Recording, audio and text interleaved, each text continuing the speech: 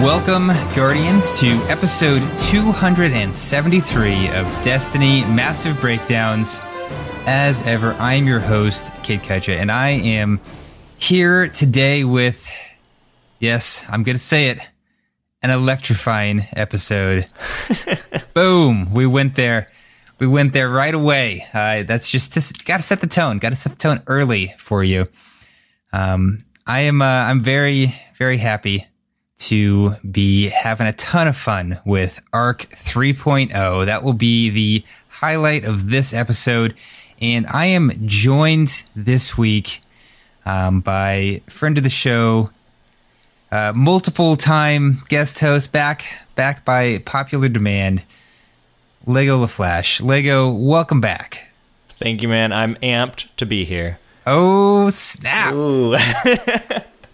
We're getting charged up here. I'm feeling. No, we gotta stop. I'm feeling it. Okay, Lego, how you been?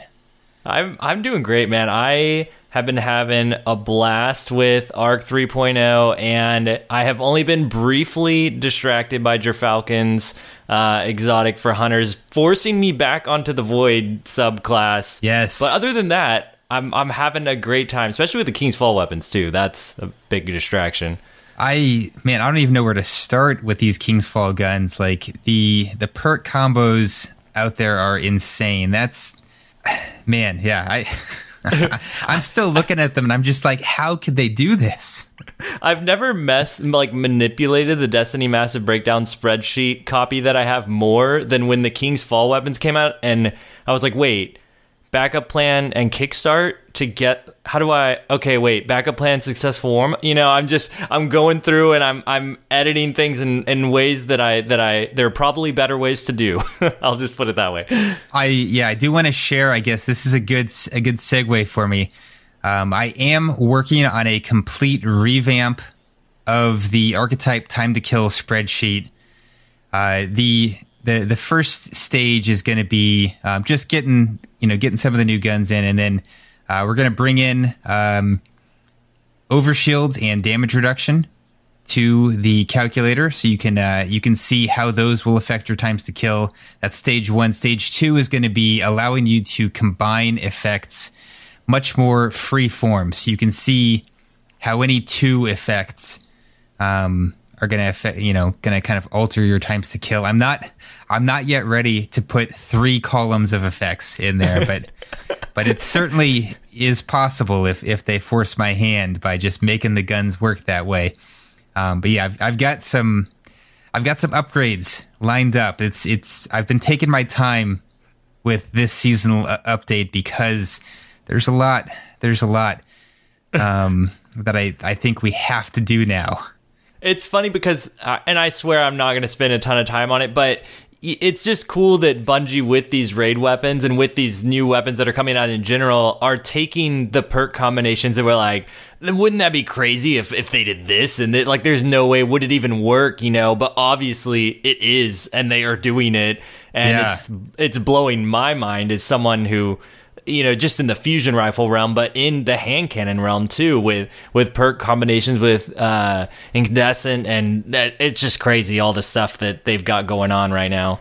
Yeah, major props to the weapons team for sure, and also major props to the abilities team, the sandbox team as a whole. This obviously. I'm not slighting the rest of the teams at Bungie. This whole season and the raid release and everything has really been great so far from my point of view, but obviously pretty sandbox focused here on Destiny Massive Breakdown. So that's where the highlights of our praise are going to go for now. Before we get into all of that, Lego, I want to say big congratulations are due to you. I saw a YouTube partner announcement. Yes. Yeah, dude. Well deserved. I was not expecting all this to happen so fast, but it was just kind of like 2.5 months ago, kind of started not just being on podcasts and not just doing movie of the week type videos, but actually making helpful content like what we talk about here, and pushing it in sort of a movie of the week format, maybe at the beginning of the videos at least. And it really is caught on, and it's cool to be a YouTube partner now and be able to push that content maybe a little bit further and kind of see where it goes. So yeah, thank you, man. I really appreciate it. No, it's well deserved. Honestly, the quality that you put into your videos, I want to say it's discouraging. No, because I look at that and I'm just like, there are so many years of hard work and experience that go into making this that I just don't want to put in. Dude.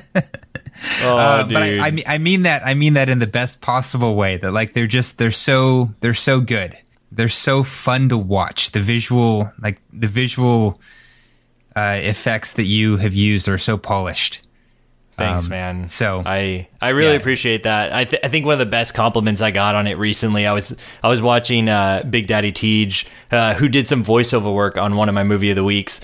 He was doing the raid race this past weekend, and he was just like, he just stopped what he was doing. He's like, guys, I gotta tell you about Lego and his videos. And he's like, not only is it like really fun and engaging to watch, but I'm like, actually, I had somebody tell me like I'm actually learning something while watching these videos, which is what a lot of people come to this podcast for too. So to take something like that and actually be able to simplify a few things down for people who maybe just play the game, like I'm just playing the game just to play it. I want to get a little better. I want to know what perks to go for, but also understand what they're actually doing.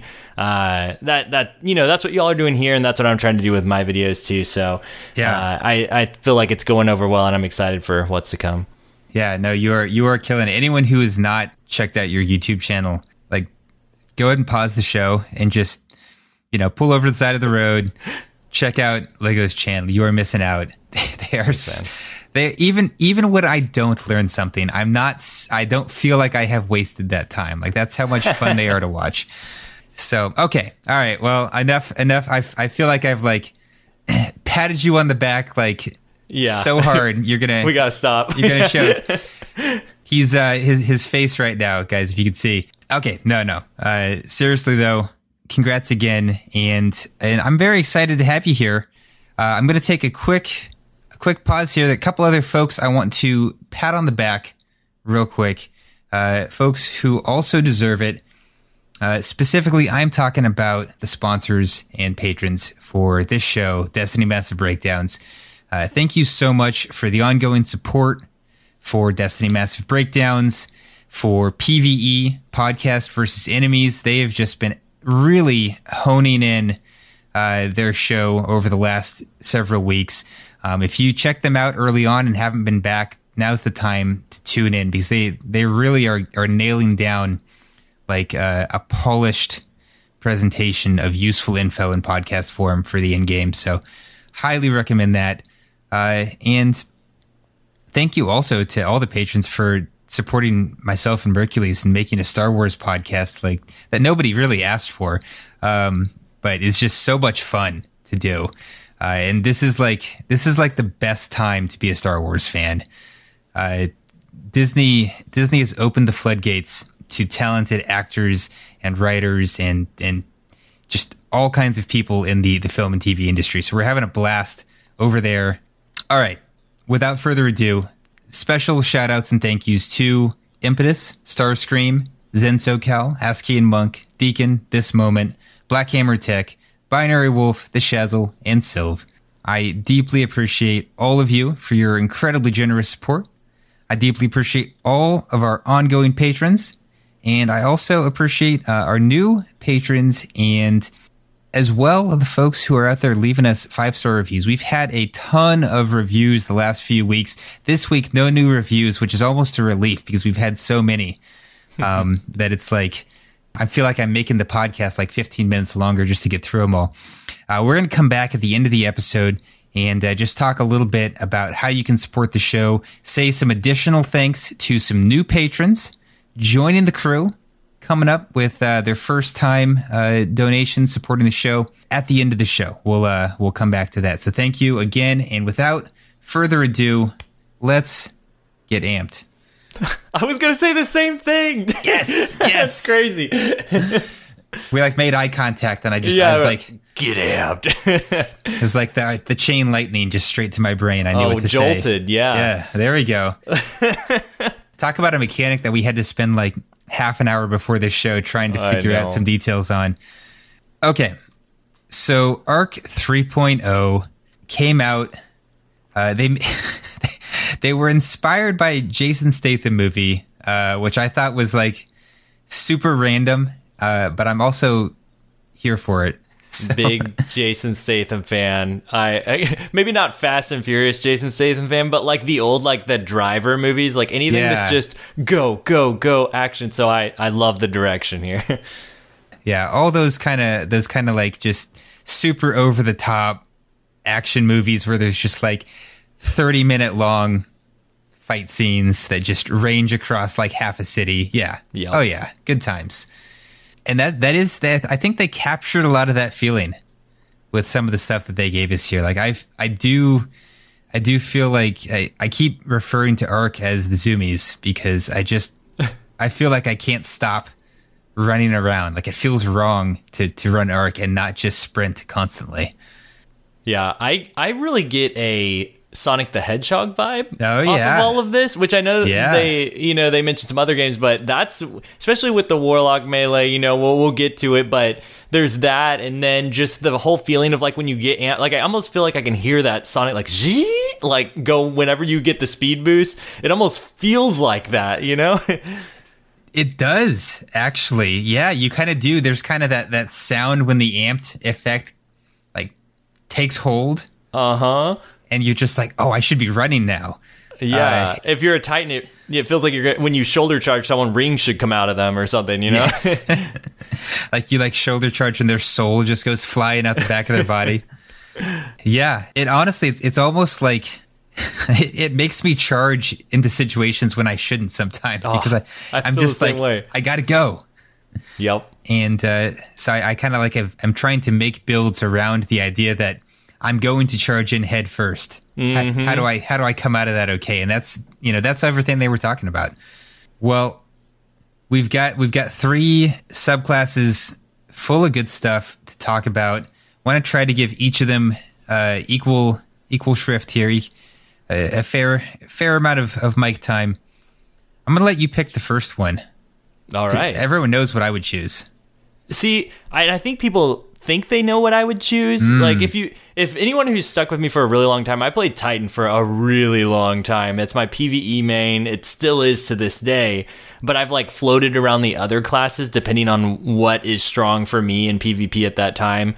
And I kind of gravitated toward Hunter after a while, after they nerfed double special ammo on my Titan.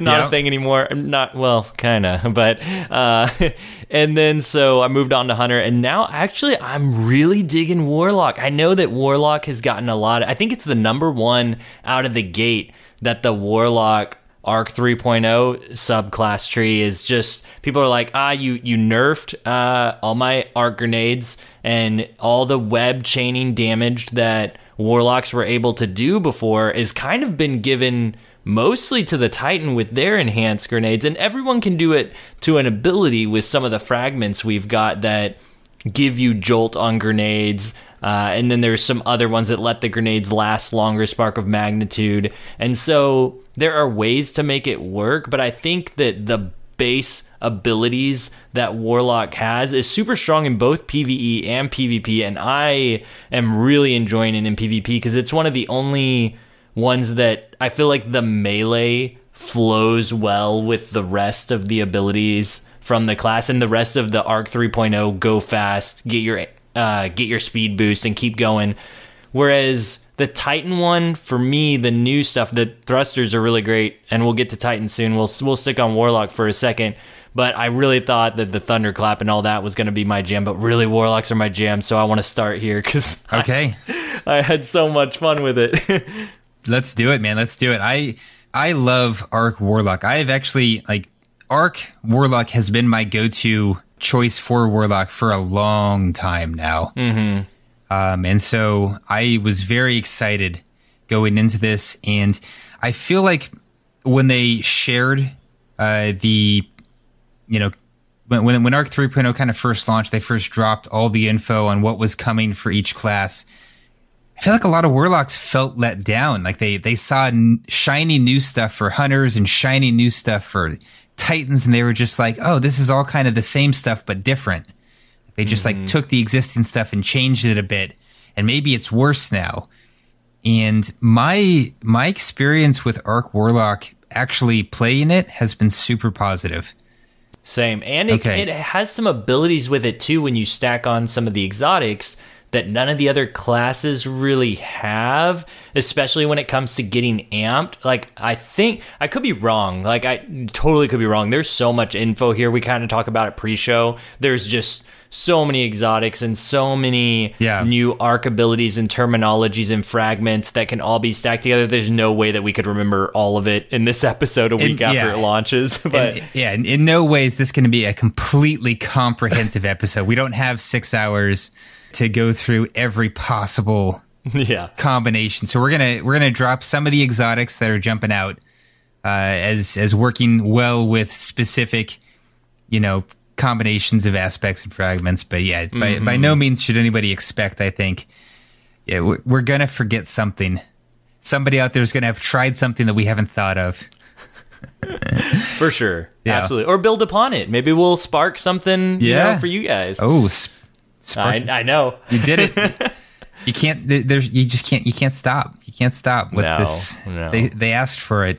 So okay. So let's talk real quick just about what we're working with Arc, and then we'll kind of go through what it is what's the toolbox for Warlocks kind of baseline. So there's basically 3 kind of main effects that Arc 3.0 does, right? We've got Amp, which gives you a boost to your handling as well as a huge speed boost. And then if you keep running with Amped, you get like the massive speed boost. And as long as you don't stop for more than like a split second, you can keep that massive speed boost, which, side note, has actually been super helpful for speed running some content, like doing some Lost Sector runs with Arc. Oh, that's good. Sad that the resilience damage reduction hasn't been working right, but honestly, I was just like zooming past enemies so fast that it wasn't that big a deal. Right. Maybe in a true in-game content, a little bigger deal, but yeah, I have to say I did not choose to run it on any of the King's Fall stuff. I was like, damage resistance isn't working right. I'll take it back on that one. Yeah, maybe next week. Let's see if they fix it here. So Amped is cool. Jolt is a debuff. Activates whenever an enemy receives damage. It chains damage to surrounding enemies in a short radius. Every chain does about 50 damage. It displays as 51, which tells you it's probably a bit underneath that. But it's 50 damage is pretty decent. Yeah. And then you've got Blind, which I think we're all pretty familiar with. It whites out your screen. So you can't see what's going on for just a very brief period of time, a couple of seconds. And that blind is essentially unchanged. We've had that for years. I will say, I thought, and I think everybody else kind of thought this going into it, and maybe this is a little bit of the underwhelmed that you were talking about. For me, I'm kind of relieved, honestly. But I thought that blind was going to be a big issue, and I say issue, like I never really take things to that extreme, but I thought that I was going to see it a lot and struggle with it, and it was going to be a big detriment to maybe my play style, but it really hasn't affected me that much, and I haven't noticed while using the blinding nades specifically. I was going for blinding builds at first because I thought it was going to be really strong, and I haven't really noticed it play out in a way that gave me a big advantage like I thought it might. Because it's taking away your radar. It's, blinding you is kind of the minor effect, but taking away radar is a pretty big deal. And so I thought that it was going to give me a little bit better of an advantage than I feel like it is, and I feel like other people feel like it is as well. So that's kind of just an interesting side note with the blind thing, because I thought it was going to be a little more evident. There's only one build that I've tried where the blind has actually been helpful in PvP, and that's on Hunter, and we'll get to that. It's a bit of I think it's a build that probably most people don't expect, but we'll come back to that. I've been having a lot of fun with it. But yeah, for now, blind. I'm not using it on Warlock. I'm not blinding people. No, and I think you're right on Warlock to keep in mind the way it used to be. I think, it's easy to get just disappointed that you're not arc webbing everyone, but chain lightning is a big part of the melee thing that we have going on here, and even the ball lightning will chain if you're amplified. So there's different things going on here. I think PvE is a big focus for a lot of people because of electrostatic mine and getting those ionic traces back. And now that we have it divided between supers, you don't have to go with one or the other and pick and choose what you want from each branch. So I really like the one and done supers, the Chaos Reach. Like, I know that's so cliche, but I just like a destroy whatever's coming at you, especially with how strong, which we haven't talked about it yet, but Arc Strider, or not Arc Strider, but the staff is nowadays. It can go for so long and block so much, and Chaos Reach is one of the only things that'll just obliterate it, and you just don't have to worry about it. So I like stuff like that, but I also like how Storm Trance has been changed to where it includes all the crazy stuff from the different trees before. Like, you get landfall and you get the ionic blink thing forward. So that's really cool that if you do choose to go that route to get those multi kills, you have the tools to do so, and they gave you the good stuff basically. Yeah, I think they did a really great job with the supers, like with kind of the old school original supers, and how they handled them in this update, where they were just like, have all the things. Yeah, exactly. have the best of both worlds, like you never could before. And so Storm Trance really has benefited massively from that. It's a super strong choice now in any content. Landfall has always been an incredibly powerful effect. It takes out basically almost anything in the game. Mm-hmm. There are very few. I think right now maybe an Arc Strider is about the only thing that might be able to walk away from a Storm Trance, and that's assuming that you don't, successfully get the drop on them, or follow it up with those tickle fingers to finish them off. Right. It's pretty powerful. Chaos Reach, obviously, I think we all, at least most of us, remember the days of the Geomag. Yep. The Geomag Empire, when Chaos Reach reigned supreme. Maybe some of us don't, but let's just say that Chaos Reach is not what it once was, and that's probably okay. But it is better now than it has been in a while. It definitely feels more usable. Yeah, and being able to pair those with whichever one of these melees or ability or aspects really that you want to is great, because now we have the choice of I'll just go through it. We've got two different kinds of melees here. We've got the ball lightning and the chain lightning. The chain lightning is the one that's going to jolt your enemies and go between them, whereas the ball lightning, I believe it only does that if you're amplified. Will it actually chain lightning to I think 3 different targets, or actually send down multiple bolts after you do your ball lightning? And it's important to note here that ball lightning has a much longer cooldown time than chain lightning.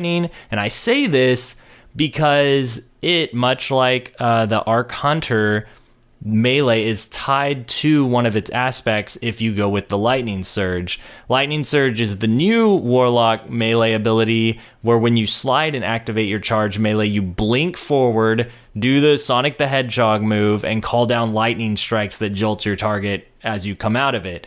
Now that uses your charge melee ability, and so the cooldown of Lightning Surge will depend on which one of these melees you choose. So while I was playing, I almost always chose Chain Lightning, not because I liked one melee over the other, but because I was just always using Lightning Surge, and that was the main purpose of my build. And I can't express how fun that is, that ability. I don't want to just completely roll over the normal melees of ball lightning and chain lightning, but at the same time, that's kind of what I did, because the lightning surge is just so much fun. Yeah, I've definitely been seeing it used to great effect so far. I haven't spent enough time messing with it because I am just addicted to Arc Souls, and I forget to do anything except eat my grenade and go charge people with my submachine gun. I'm glad you bring up the Arc Souls, though, because that is, I think, one of the strongest things about all this is combining all that together, your Arc Souls with the Lightning Surge. And sometimes I couldn't really tell what was doing damage to what because the Arc Souls are shooting. You do your Lightning Surge forward, and you have like a base damage of 91, and then you've got side bolts coming out that are doing 31 damage, but then your Arc Souls, if they're amplified, are also doing like 11 damage. And so there's just all these different damage numbers that are popping up. And sometimes even though the Lightning Surge won't kill someone on its own if you don't have anything else with it, sometimes the Arc Soul can help you finish them off really quickly. And it can just become a devastating build very quickly once you start adding all these things together. Yeah. I mean, our Arc Soul is really, really solid. It's just free bonus tracking shooting that you're guaranteed to have. That also instantly makes you amplified. You know, for an aggressive player, it's really difficult to find a reason not to run Arc Soul on Warlock right now. It's so easy to build into having high, like, getting your grenade back really, really fast. And obviously we've got access to all the grenades now, so we have kind of our pick. And when I'm really focusing on Arc Souls, I always go with the Flashbang just for that super fast recharge. The base regen then is a minute 30, minute 31. Very easy to get your grenade back, you know, in closer to like 30 to 45 seconds. Mm-hmm. Real quick though, the Arc Soul, you don't get amped right away getting an Arc Soul, right? You have to have... you have to have Getaway Artist, yes. I think, yes. Which is very good, and I actually haven't run this yet, but that is the next build that I'm probably going to be playing, because it sounds very... This is what I was getting at earlier when I said that the Arc Warlocks can do something that no other class can do. I don't think any other class can get amplified immediately without doing anything but eating a grenade. Yep. I run Getaway Artist so much on Warlock that I almost forget that it's not just a built-in class ability. So thank you for calling that out. So Arc Soul, the Arc Friend, shoots faster and more accurately, more aggressively while you are amplified. And Warlocks do have the easiest way that I know of to get amplified with the Getaway Artist exotic arms, where you just eat your grenade and go to town with an amplified Arc Soul. So I open every encounter by eating my grenade. There's part of me with that feels like a little bummed out that you would like. I'm just gonna throw it back to Solar 3.0 real quick. That hunters, had an immediate way to get radiant, like off the fly whenever they wanted to, they could dodge.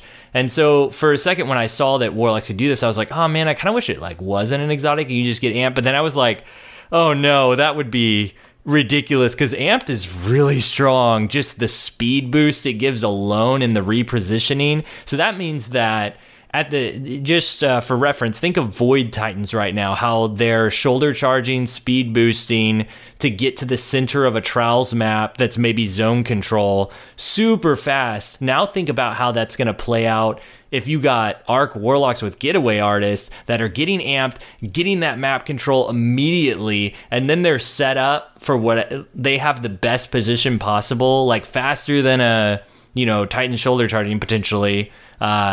It could be really interesting to see how this all plays out once Trials rolls back around, because right now we're basically examining in a sixes play box, but I think things are going to change. We'll really see what comes out on top once Trials rolls around. I've definitely been doing some survival beginning of this season for a variety of reasons, but I did want to see how Arc felt in threes, and I have to say that being able to rapidly reposition in threes is incredibly powerful. Especially, if you catch somebody out by themselves, you take them down. Now their team is down a player briefly, they're separated. You can easily just start rolling a team. And you're so fast that they never really get a chance to recover. So I really, Arc Warlock especially, running Getaway Artists with Arc Soul in survival felt very powerful. A little scary powerful. I'm excited to see it. I'm excited to try it out myself in trials. I can get stuck on my main for so long, and I'm kind of, Warlock is making me want to branch out for all these possibilities. Going back to the Lightning Surge, there's also, I mentioned you can't really one-shot with the Lightning Surge, which is that melee Sonic the Hedgehog style move forward, but if there are more than one enemy nearby, it jolts between them, and so the damage is actually enough to one-shot kill anyone in a group of two. And so as long as you're meleeing into a group of two, that damage is going to change and you're going to eliminate those two players. I have noticed the damage is kind of funky depending on if it's one player. At least the damage is kind of funky depending on like where those lightning bolts hit. Sometimes I've hit 2 different bolts of 31 on top of the base 91, and sometimes I just hit the 31, which leads me to the next thing, which is pairing this. We already mentioned Getaway Artist, but Winter's Guile is an incredible 5-second buff that is enough to let you one-shot anyone with this ability, even if they're solo, which is pretty wild. But I also had issues where if another bolt didn't hit them when I had it procced, it wouldn't be enough to one-shot kill them. So there's kind of this weird, like, sometimes I would get the one-hit kill. Oh, wait. Sorry, I just mixed things up, actually. I was thinking of a fragment. You will for sure one-shot them with Winter's Guile no matter what, because you're doing, like, 208 on the base hit. Right, That's my bad. Yeah. We're going to come back to that fragment in a minute. Yes, there's a fragment that does something different, but Winter's Guile, amazing with Lightning Surge. It really is super fun. But now that you've talked about Getaway Artists the way that you have and getting amped on demand, it's going to be hard for me to put on Winter's Guile after that. Yeah, I'm telling you, man, it's been the zoomies for me. I can't stop running. And actually, part of the reason that I don't think I've even gotten around to trying Winter's Guile or doing a lot with melee builds with Warlock is we do have a third aspect that I think we should mention here. And that's Electrostatic Mind. Arc ability kills and kills against enemies affected by arc effects create an ionic trace. Ionic traces make you amplified. There are a bunch of ways to make ionic traces besides just arc ability kills, especially when we go to the fragments, we can talk about some of those. I've been running that a lot paired with Arc Soul so that I can stay amplified consistently.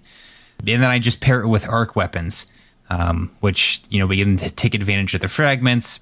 And then you've got ionic traces coming, which then regen my grenade faster, and it just kind of feeds into this monster. I see. Yeah. And, I do see some people doing this with No Time to Explain. Because they want to get double buddy, which is hilarious. But I do think you're better off going with an arc weapon if you can, just because it does allow you to synergize with the fragments. Now, No Time to Explain is super good, and so better off is like a relative thing. Like it depends on what you are choosing to do.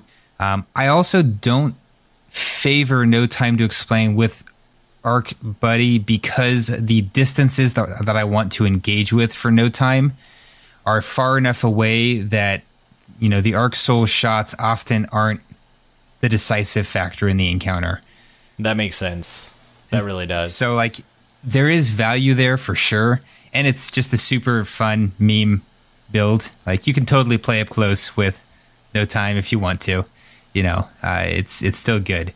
Yeah, but that's kind of been my feeling with it. I wanted to mention that because I know people are going to be like, oh, why aren't you doing No Time for Double Buddy?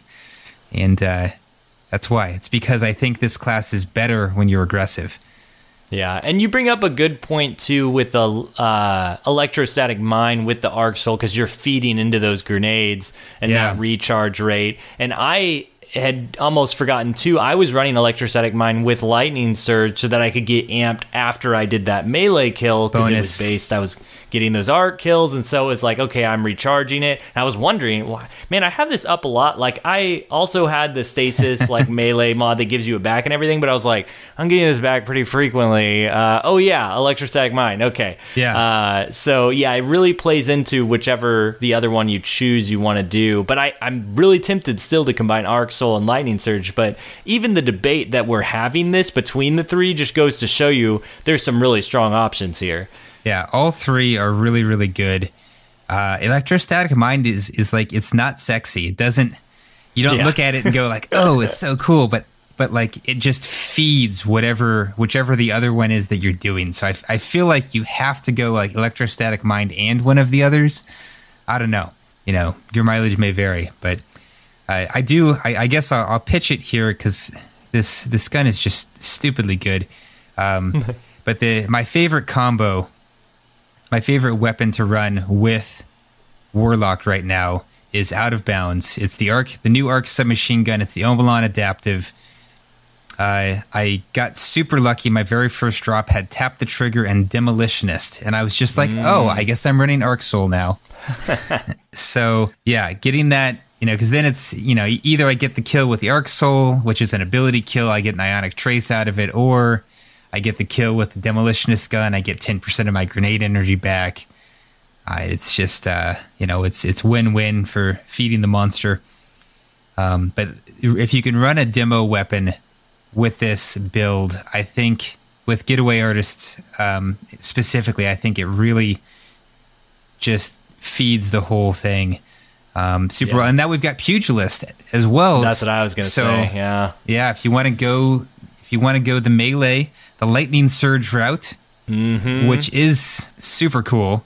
Pugilist is pretty exciting. We've also got these pirate weapons that you get rewarded for landing melee hits. Yeah, with range and aim assist. What's up with that? That feels good. Man, Pugilist is a really interesting one because I've been thinking about that with the new fusion rifle and any gun really. There's anything with Golden Tricorn, because a lot of abilities you were kind of leaning on, can I get this grenade kill to get Golden Tricorn to proc? But Pugilist, if you get Pugilist and Golden Tricorn, you can play off of that too. There's a lot of melee abilities that can get Golden Tricorn to proc, so it's kind of opening up the doors, these new perks, for maybe there's some things that are more viable than they were before. Yeah, I think there definitely are some new things. You know, I want to stop the podcast and go look up weapons with these perk combinations now. I know. Yeah, it's pretty exciting, and there definitely are a few weapons that combine some of these perks in very fun ways. All right, well we'll come back to that in another show. Let's stay on task here. We're on Arc Warlock, and we've already given it more time than I had intended. So yeah. Let's move to your favorite. I think we should jump to what you've been diving into. So I got to be honest, I'm excited about all of these. Okay. But I'm a Hunter main. Let's not lie about it here. I think last season, 96% of my playtime was on Hunter. So I did play Warlock, you know, a couple times. This season, it's going to be a little more spread out. But I do love the Hunter playstyle, the Hunter life. So Hunter's Arc Staff, oh my gosh, Arc Staff has never, ever been this good. It is so good right now. You've got the reflection, you've got the infinite dodge, we've got fragments that play into making you just ridiculously powerful. Aspects that play into that. It's super good. The one place where Arc Staff is a little tougher to use in PvP is Trials, because it's a lot harder to get the kills to get it up, because it's in that lower tier. It takes a lot longer to charge up. They did give us a one-shot option with Gathering Storm, and I think Gathering Storm is pretty cool in PvE. but I've tried to use it in PvP a bunch, and mostly I get shot out of the air trying to activate it. Or when I do activate it, it goes flying off over the horizon, not where I aimed it at all. It's, I know that there's a learning curve for any brand new super, and I haven't passed that curve with Gathering Storm yet. But even when it does go more or less where I want it to, the radius that it actually like one-shots Guardians in is just not very generous. Yeah. It doesn't feel good to me right now. Like, I don't want to use it in PvP. Yeah. Have you had the same experience? I've played against it a lot. This is actually the one thing I'm not sure. I think I used it like once or twice, and it kind of like, Arcstaff's so good right now. Why would I use anything else? But I will say, exactly to your point, you were like, the one place I don't feel like Arcstaff's going to do very well might be Trials. And I feel like Gathering Storm will probably have a big place there, especially if it's zone control Trials. And maybe you're playing a team of Bubble Titans and you're like, oh, I know what I'm putting on, Gathering Storm. Like you have area denial stuff to keep people from getting their positions, and you can take over with that super. We'll have to see how it plays out once we have that come around. But I think 6's Arcstaff is definitely going to dominate unless you're just wanting to just play around with the new stuff. Yeah, that's 100% been my experience. I've seen almost nobody using it so far in PvP. Obviously, we haven't had Trials come around, but even running in 3s, I didn't see anyone else trying to use it, and I shortly figured out why. But the one thing that's been disappointing to me, I haven't had a chance to try it against the bubble yet. I need to go back and do that, but it won't. Same. It won't kill a Warlock unless you directly spear them. Like you have to. That's rough. You have to spear the frigging Warlock themselves. That's weird because I thought it was going to be like an anti... It looks like I was saying, area denial sort of thing, but it's not. It's not a successful anti-well. Yeah. If you spear the well and then shoot the well, you can kill it, but you have to you can't just That's so tough. You can't just I would understand if you're oh, you didn't get a direct hit on the well, you don't kill it instantly, but I would expect if I throw that thing and actually successfully direct hit the well, the sword, where the little knob on the end of the sword, I don't know what to call it. I would expect it to kill it outright, and it doesn't. And that's, for me, that's just one more reason to just not even bother with Gathering Storm in PvP. I don't know how it is in PvE. I look forward to listening to that show.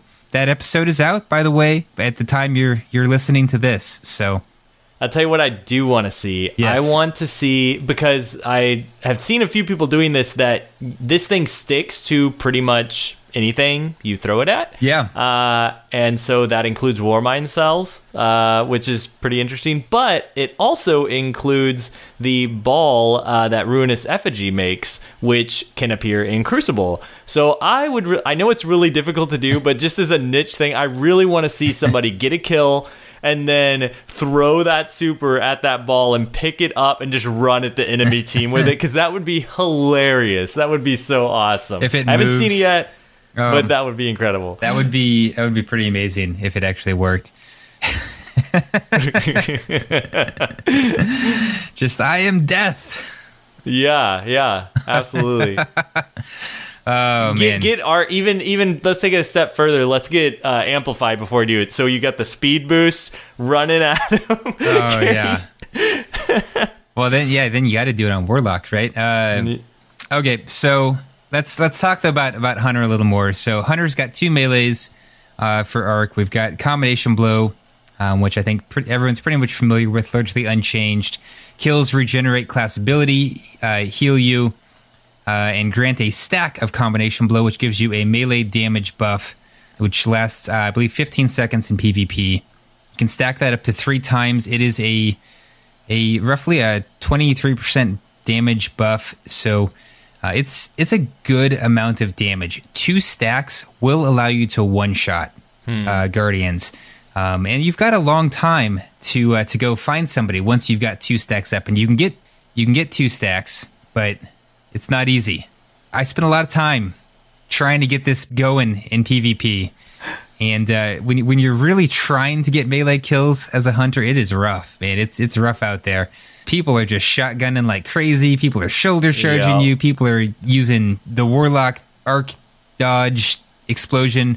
I can't remember the name. I've already forgotten the name of it 2 seconds later. Oh, the lightning surge? Yeah, lightning surge. Yeah, so you're just getting walloped at every side by melee abilities that do not require any build-up to be better. Mm-hmm. So do I like combination blow? Yes. I think it's really solid, especially the regen for the class ability and the healing that it gives you. And the fact that its base cooldown is 40 seconds, which means that you have it up basically all the time. Mm-hmm. I'm not as sold on it as everybody. I've seen a lot of people saying that they think it's the go-to for PvP, and I don't know. It's good. But let's talk about Disorienting Blow. Disorienting Blow has a long cooldown. It's over a minute, but it, on hit, blinds your enemy and instantly amplifies you. So you're getting a lot of bang for your buck. And obviously, as a hunter, you've got Gambler's Dodge, which allows you to instantly regen your melee. So if you punch someone and then dodge away, you don't have to think about the cooldown of the melee in order to take advantage of it in that way. So I want to caution people not to sell Disorienting Blow short. I think it's got some value. Yeah. I would say that Disorienting Blow is one of the top PvP picks that in the past that I've seen. Like, I know for a fact it's really strong, even without the amp, just the blinding, disorienting blow. It's one of the number one, whenever I was doing the grind for that number one Rumble player in the world 2 seasons ago, I can't tell you how frustrating it was to play against somebody who was good at using this and their dodge and, you know, the what is now Tempest Strike. Like, these things are really strong, and Disorienting Blow was one of the things that I felt really good players used. And so I'm going to be curious to see what the top players end up using now with the really low cooldown on Combination Blow, because I think that is yeah, you can get the one-hit kills if you stack all this stuff, and it could heal you and all this stuff, but Tempest Strike, I feel like, is the reason people are going to go for that, which we haven't talked about yet. Right. But because there's a sliding melee ability attached to the cooldown of your powered melee, Combination Blow might be the go-to pick for a lot of people. Yeah, well, let's talk about the aspects here.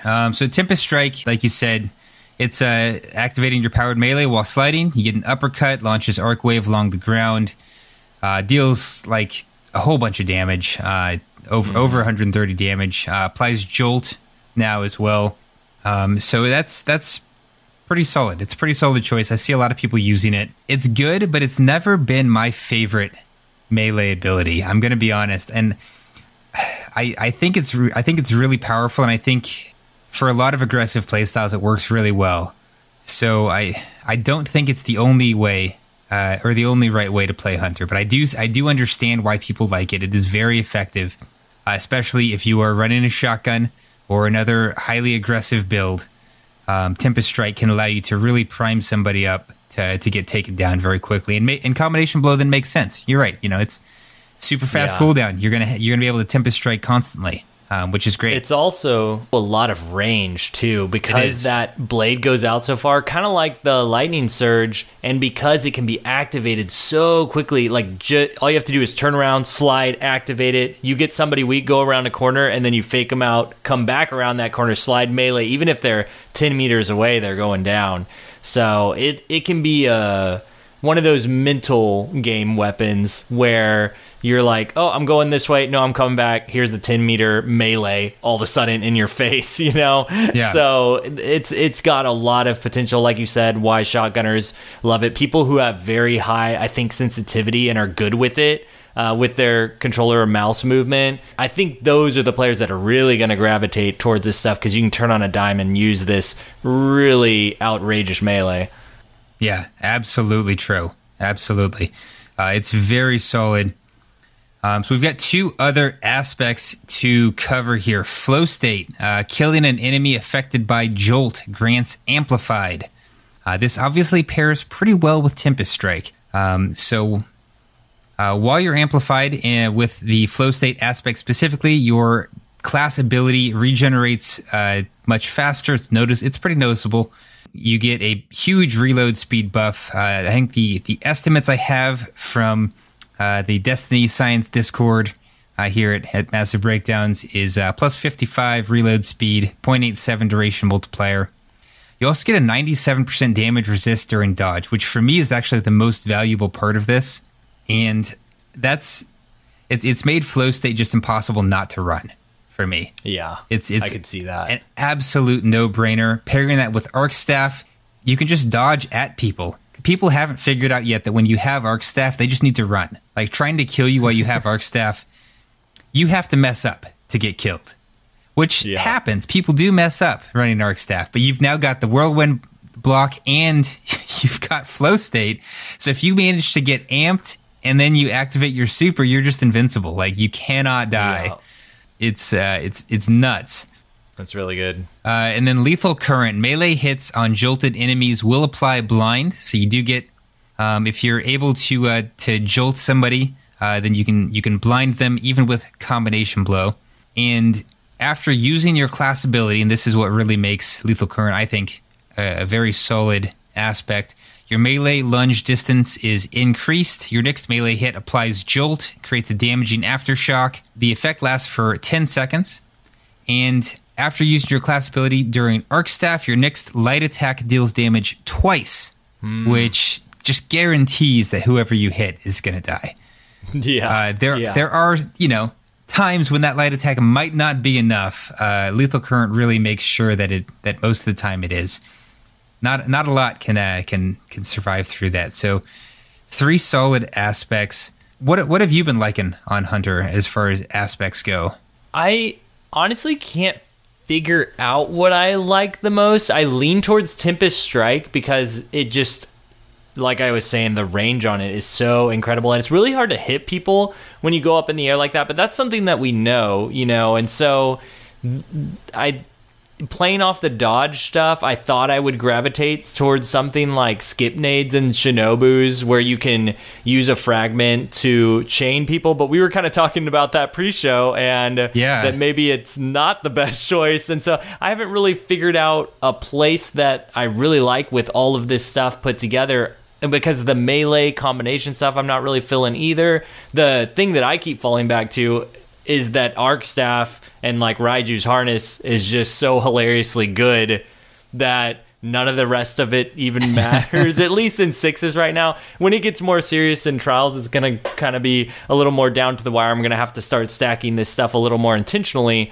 But for Hunter right now, I'm just amazed at how good Arc Staff is and how much damage it can tank while you're dodging with all this stuff stacked together. So that's where I'm at right now. But there's not a ton that is really sticking out to me for Hunter, which I know is probably crazy to somebody listening to this, because I feel like Hunter is the most popular arc. So maybe I'm wrong. Maybe Titan is really making the word out there, but I feel like Hunters have been pretty happy with what they've been given.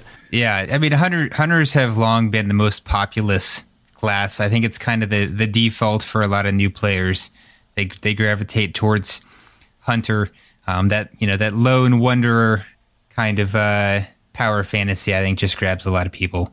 I'll tell you why I was, I think, initially slightly disappointed going into this Arc 3.0 Hunter update, is I was really thinking that I could combine stuff with Tempest, because I think maybe I just leaned into Tempest Strike too hard, and maybe that's where I went wrong, because you're talking about how much you don't really care for Tempest Strike, and you're probably stacking the other things here, and it was probably really working for you. And for me, I was trying to stack stuff on top of Tempest Strike, like Flow State or Lethal Current, to make it do something that it wasn't really intended to do. And that's why I ended up falling into the Arc Warlock melee, because I was like, oh, this melee does everything that you want the Hunter melee to do, but instantly, like it starts chaining stuff. I can go into a group of enemies, whereas like combination blow, I have to stack this for so long before it's really useful for me.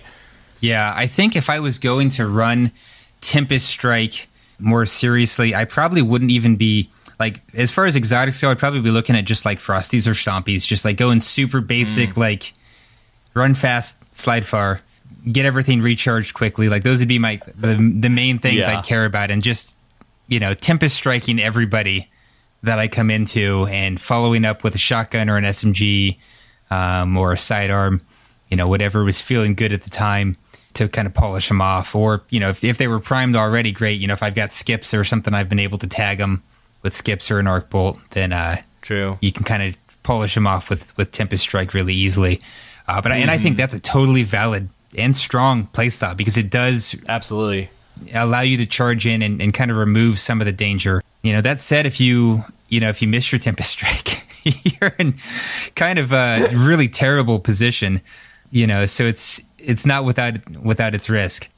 All right, so I teased earlier, I've been playing with kind of an off-the-wall loadout here, taking advantage of blind on the hunter. So here's what I've been doing a lot of, actually too much of. It's distracted me from testing probably more like mainstream or more like competitive loadouts. But I can't stop running Bombardiers because for the first time ever, they feel super effective. And I'm going to credit it to two things. I'm going to credit it to Disorienting Blow and to, I guess, kind of a combination of Lethal Current and Flow State, because they all just work so well together. So what I end up doing a lot of is I'll open an encounter with by either dodging past somebody or meleeing them. I tend to use the dodge a lot as like a baiting tactic. I try to bait people around corners, or I like push and then I dodge back. And so that with Bombardiers, that throws that grenade up in the air, which is sort of a joke. Like, it's not usually that effective, but because I'm playing so hyper aggressive, people have a choice. They have to either back up or they have to take it to the dome. Now, if they're quick on the draw and they already have their shotgun out, I do get caught sometimes. Yeah. But if I've successfully accounted for the distance, shotguns have a super short effective range. So it's honestly, it's more the Fusioneers I worry about. And thanks to charge time, I'm usually able to kind of only be in that target for a very brief time, where a lot of times they miss or they don't have time to track me.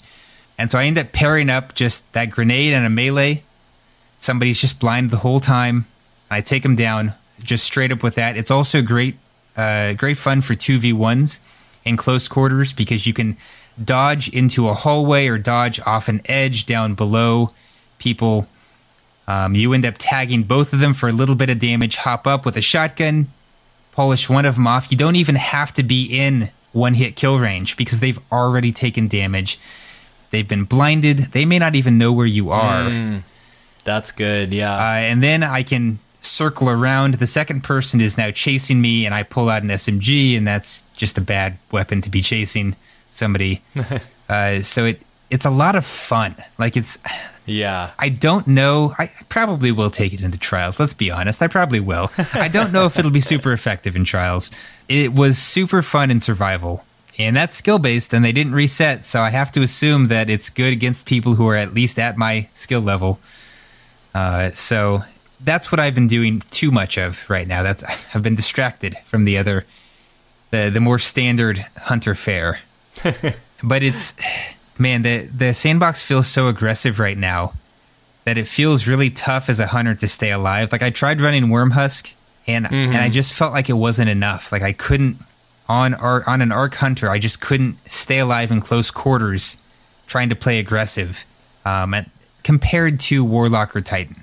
Right. Well, speaking of aggression, that does remind me of one Hunter playstyle that I was using that I'm very familiar with, and that was running a glaive while amplified with my Hunter, which probably would have been more effective on the Warlock, where I could just activate it on a whim. But I...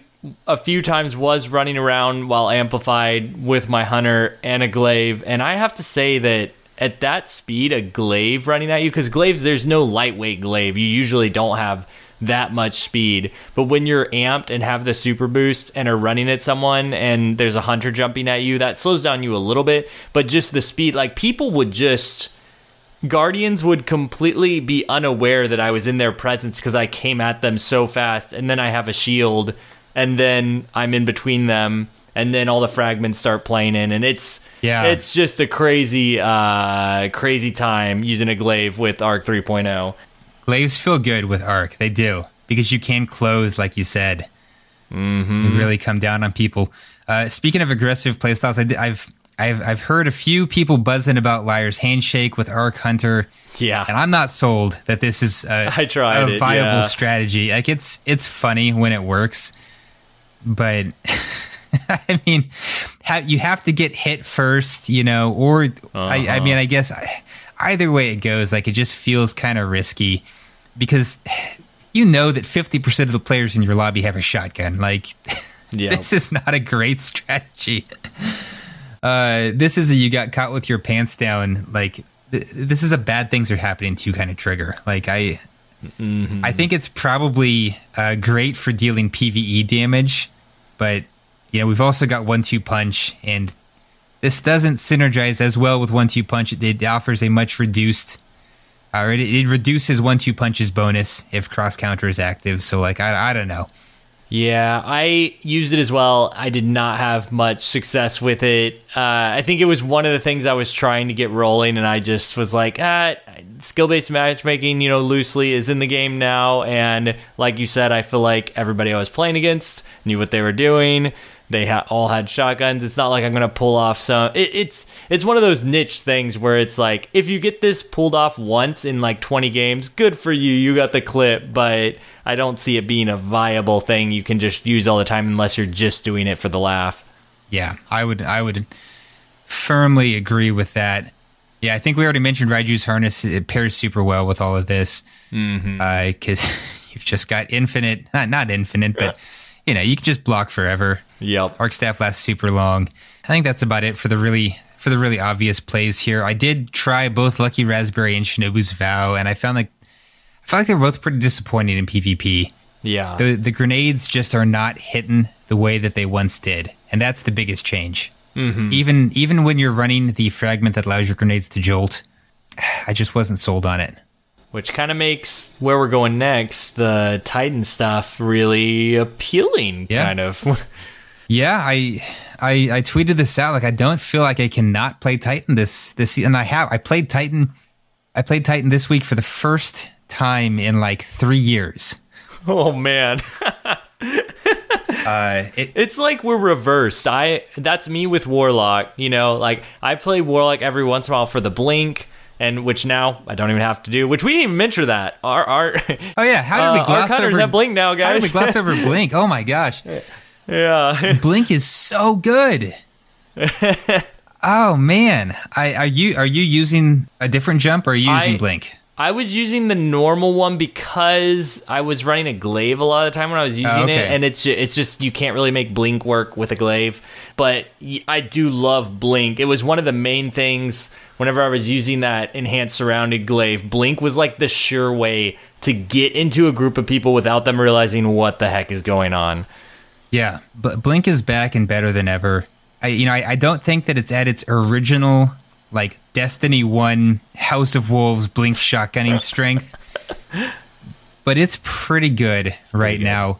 It's such a powerful mobility tool for being able to move around the map safely.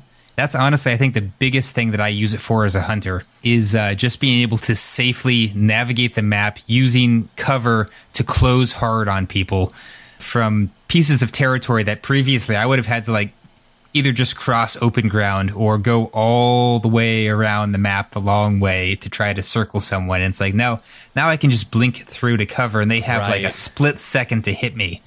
Very few players are good enough and quick enough to catch you for the brief time that you're visible and targetable during a blink. So it's so fast. It's nice. It does feel really nice too. I agree. It doesn't feel like it's back at its original state, but original like D1 state, but it is very, very fast and effective. Like it feels snappy. And a lot of this Arc 3.0 stuff I felt really surprised with how snappy and fast some of it has felt. And the first thing that I thought of with all that was if we are moving on to Titans now, let's do thruster ability with the Titans. I was really expecting them to have this pretty toned down, and they do in terms of you're grounded now. It's not Twilight Garrison. You can't just jump in the air, do the quick dodge, but it feels so snappy. It takes your ability, but it feels so snappy. That left, right, backwards movement that you do is so just quick and It reminds me of, if any of you out there played Titanfall, the Titanfall games, there were some abilities there with thrusters. You could like move back and forth, and it reminds me of the snappiness of that, where you're just like woof woof. And I love the feel of the thrusters. I haven't mastered it by any means. I gotta rewind myself back, like 4 years and get back into my D1 Titan state, but I really enjoyed the thruster ability and the way you can also dodge off of platforms and get a speed boost down a certain direction, kind of like you would with the exotic for hunters, for stasis hunters. I'm blanking right now, but the helmet that lets you do the backrest dodge. You can kind of do that off of a ledge if you're to gain some extra speed, but you can kind of do that with the thruster ability. So there's that. The dodging shotgunners, man, it just feels so good to have this extra ability movement. I know you're giving up a lot, and I think that really is how it's balanced, is you're giving up a barricade's a big deal. Barricades are super strong, especially in trials. So as a hunter main, I saw thruster and I was like, oh, I could play Titan now. I understand how to use this effectively. Oh, man. And so I come into it, I don't even feel like I'm giving something up. Because I'm coming from Hunter, where all I've ever had is a dodge. Oh, man. And so I'm just like, I'm not losing anything here. Like I'm gaining the option not to have to figure out how to effectively use a barricade. And so that's great. That's kind of been my perspective. So hunters out there, if you've ever thought about playing Titan, but you're just like, I don't want to be without my dodge. Like, now you don't have to. Now's the time. Now's the time to give it a try. Yes. And I feel like there's so much to say. There's so many plays that are possible with the thrusters. The main one that comes to mind is the backwards mobility. Yes, you can use it side to side, especially coming out of a slide. You can use it left or right. But using it to go backwards immediately, and it's not like a slow backwards. It's like just as fast to the left or the right as you would go. You would go backwards. And using that on a shotgunner who's rushing you, and using it against someone who's really good with a shotgunner rushing you, it's just hilarious to watch them just completely whiff right in front of you, and you just follow up with your own shotgun or SMG, sidearm, rapid fire fusion, whatever you got to clean up that shot. It's very satisfying. That mechanic, I'm just feel like I need to applaud Bungie for the way that they put this in and how good it feels. It could have been so toned down, and it feels great without feeling like, oh my gosh, this is so OP, right out of the gate. So I love the thruster ability. And little heads up, too, the thruster ability activates Heart of Inmost Light buff, which I did not know, and then I started seeing some rumblings online, and I was like, oh, this is interesting. We could do a lot with that. We could get ability regen, get a stronger melee grenade going, so pretty interesting little buff there. That's a good note. I was not aware of that. It makes sense. And Heart of Inmost Light is one of the few Titan exotics that I do have. Ooh, look at that. So I am now very excited because my Titan grenade focus build has been a ton of fun to play. I've only played a few matches with it so far, but they were fun matches. And yeah, Heart of Inmost Light sounds like a really, really good way to go. To Definitely. Kind of take that to the next level, because Titans have some good stuff going for them. Let's talk about the melees real quick. We've got three choices for Arc Titans. Seismic Strike, the familiar shoulder charge that blinds enemies within a fairly small radius. If amplified, it does have a larger effect radius, and the blinding lasts a little bit longer. You've got the Ballistic Slam, which after sprinting and while airborne, you can slam in a direction. Ballistic Slam, also just kind of a good note for people. You can combo that with Fists of Havoc to make Fists of Havoc sort of fly, kind of like a Thunder Crash. Not as steerable, but you can sure zoom across the entire map if you've got an open lane to do so. It will catch everyone by surprise, including you. If you've not done it before. So that's fun. I cannot tell you how many hours I spent in Mayhem this past week doing that exact same thing. It is so fun and ridiculous. You just go like, whoa! combine that with Dune Marchers and just like, even if you don't have Fist of Havoc up, you're spreading lightning everywhere. And then if you do, you're flying across the map 100 miles per hour. It's great. Yeah, Ballistic Slam is a pretty solid melee ability. Like it's really useful. Thunderclap then is the new melee for Titans. It's chargeable melee attack, deals damage in a 7.5 meter wide cone up to 16 meters away. It can deal up to 80% increased damage after charging for up to 2 seconds. You have to be stationary to charge it. So Thunderclap is interesting. It does definitely hit pretty hard when it hits. And it's got a pretty good radius, but you do have to hold still, which feels weird a lot of times. Like, really, it seems like it's designed for baiting corners or like setting people up who are rushing you. I think I've been killed by it once or twice so far, and I've definitely seen some people whiff. Yeah, it's a weird melee because, and the I feel like the staying still part isn't what holds me up. It's the getting stuck in a narrow, like, you can only turn this much when you're using it. You can't like charge it and turn to the right and get ready to hit someone that's coming from the other side or anything like that. It has to be the direction that you start using it, and you have to stay there. So it limits you to the amount that you could even bait. Like, if you're running around a corner, you have to fully 180, then start charging it before you could get that melee off. I'm sure some people will be able to do it, but it's not as easy as what I thought it was going to be. Like, I thought it was going to line more up with the Stasis Warlock freeze rift, where you throw down the rift and freeze everyone next to you. I thought you were going to be able to maybe like turn that thunderclap to hit a different direction, and instead they went the other way with this melee, where they went for more range, but you're more stationary while you use it. So the range, I think, is really, for me, the key to making this thing work, and what I'm going to be focusing on moving forward, because hitting up to like 16 meters, it feels like a lightning nade, really, like somebody threw a lightning nade on the wall, but it's like taking all that damage and applying it in one punch if it's charged up all the way. The skill ceiling on this ability is super high. Yeah. Super high. You know, like I don't remember which day this was this week here, but I blinked over, somebody threw up a barricade. I blinked over the barricade as it was going up. He rotated and charged his thunderclap, and as I was like turning and firing at him, he thunderclapped me. Wow. And I was just like, props. Like, that's a play right there. That's like, pretty cool. You read me like a book. I love stuff like that, though. That's so cool. So you can use it like an absolute beast. I think there's going to be opportunities for it to stack with other stuff too. That base, I think it's 120 damage uncharged.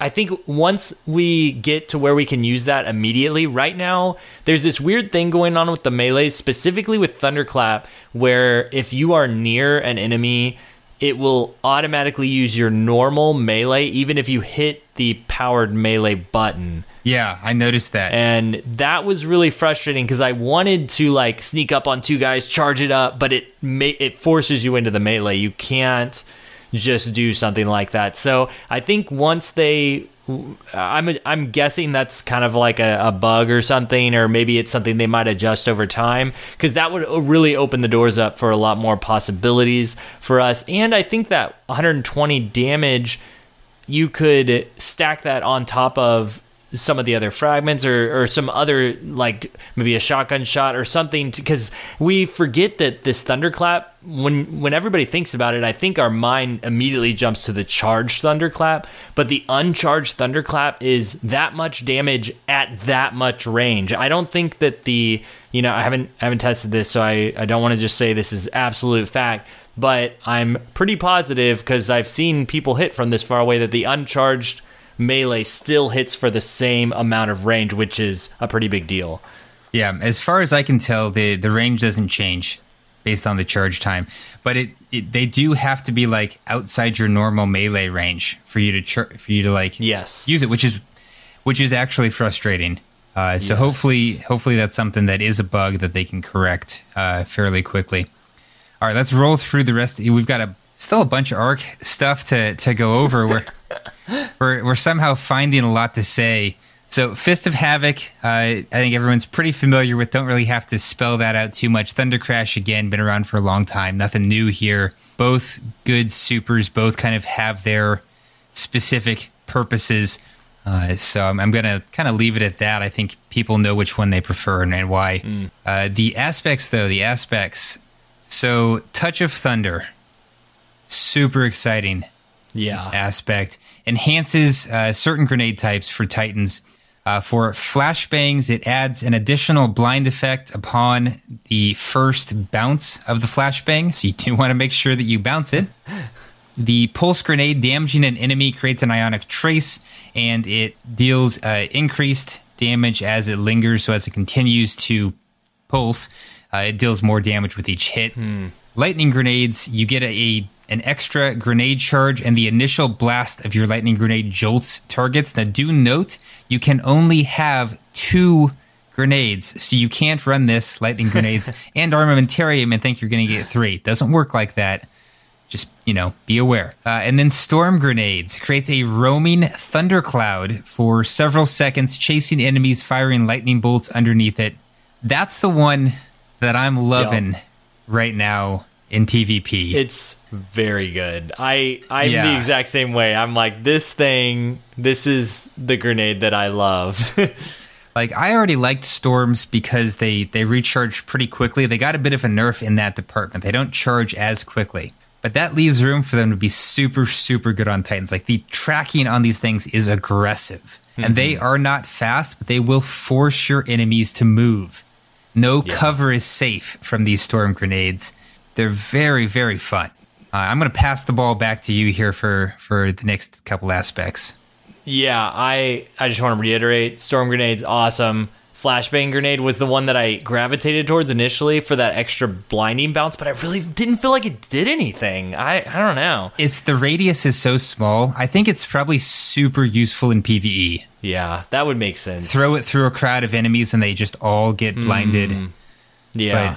But, I could see that. For me, I agree. Didn't feel like the move on Titan. Yeah, and just want to open it up too. I know we haven't really talked about it, but all grenades are, these Storm Grenades on Titans. That means all grenades are on Titans. So that means that arc sticky nades are on Titans, which means you could run armamentarium and double sticky nade. I mean, I'm not saying I recommend it. I'm just saying it's possible. If you can stick those grenades to somebody, yeah, by all means, you deserve it.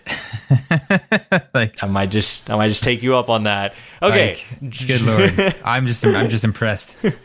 Juggernaut with full class ability. After sprinting, you gain that frontal shield that blocks incoming damage, and when the frontal shield breaks, your class energy's depleted. While amplified, the shield blocks significantly more damage before breaking. And I think you had done some testing on this. Maybe whenever I didn't do testing on it with me playing it. Like, I played around with it for a bit, but while I was playing against someone using it, the amount of damage that they could take with that short amount of shield, and I think it has to do with the very, like, when the shield breaks, it like eats every damage that it takes at that moment. And I was even getting like immune like damage from a full fusion rifle burst, and only like the last bolt would hit them for like just a insignificant amount of damage. So it's a really interesting kind of shield. It's not like the glaive where it has a certain amount of time. It's not like an overshield where it just goes down and it's like HP. It's its own thing. Yeah, I expected this to be an overshield, which is just treated like HP. And it is not. It is its own physical object in front of you, similar to a glaive shield in some ways. It has 50 HP in PvP. When you're amped, it's got effectively it's got damage resistance. It's like 33% damage resistance, so you can kind of think of it as having like 75-ish HP at that point, although that's not really what's happening. It really is just damage resistance, which in a lot of ways actually is much better than if it just had a little more HP. Right. Because it means that it can often take a couple more shots. And so since it's got that 50 HP, it doesn't have a crit spot, right? So you're just taking body damage to it. It allows it to tank stuff. And there is something weird. I don't know if there's something going on with like the networking, but it does seem like sometimes like there's damage that kills it, and then like there's a couple of frames where like the damage that's going just doesn't have anywhere to go, and so it just like bounces off of the breaking shield. And then the damage hits the person behind it, depletes the energy, etc. Well, I guess the energy gets depleted whether or not they get damaged. Right. But it does fully absorb the last hit. And so this may be intentional. It may not be a glitch. It may just be that what it's counting as, quote unquote, the last hit may vary a little bit by weapon type. Right. Where there may be a certain number of frames that it just absorbs all damage. So it's pretty powerful. And because it's its own thing, you can have an overshield in addition to the Juggernaut shield. It stacks with things that you get from exotics. It's really pretty wild, the amount of like just like shots that you can ignore while covering open ground. This is the one aspect that I didn't think that, like thrusters, I thought that they were gonna I thought that it was gonna be a little more low key, and Juggernaut was the one that I really thought they're gonna make this one low key. It's not gonna come out of the box super strong, and the fact that it came out of the box where it's like, I will eat any amount of damage for this very brief amount of time, like that is insane. And so I'm really curious to see how this evolves over time. I'm guessing it's going to come out really hot. A lot of people are going to be running this. I don't see a lot of people running Touch of Thunder, actually. I think a lot of people are going to be running Knockout and Juggernaut, which Knockout was the next one, which is when you're critically wounding a target, breaking their shields, gives your melee attacks arc energy and increases your melee range and damage for a short amount of time. Defeating targets with the melee attack starts health regeneration and makes you amplified. And I didn't do a ton of experimentation with Knockout because I was so absorbed with Touch of Thunder and the different effects it had on all the grenades, because that's what was like really interesting to me. And Knockout is something that I feel like you would pair with some of these Titan exotics where you're like getting super close and combining with Juggernaut. And so that's why I imagine those two being so popular together, because they both involve just getting close, using your fists once you get that close. Whereas Touch of Thunder, you're a little bit more playing a little bit more methodically, maybe. Yeah, no, I would agree. I would agree with that in terms of like the play style that they encourage. One good point to note, I think, regarding Juggernaut is that it's the only aspect with one fragment slot in Arc 3.0. All of the other aspects have two. That tells you something right there about crazy. Where Bungie thinks its strength is at. Knockout's a cool aspect as well. Being able to get that buffed melee just by breaking a shield, like this is asking Titans to run a shotgun. Yeah. And to shotgun from outside one hit kill range and follow it up with a shoulder charge. Right. It seems like it's just absolutely built for it, or to break the shield and then throw a thunderclap. And it's just that's true. You throw an uncharged thunderclap at somebody after breaking their shield, maybe with a hand cannon or whatever. A slug shotgun can hit to a pretty decent range.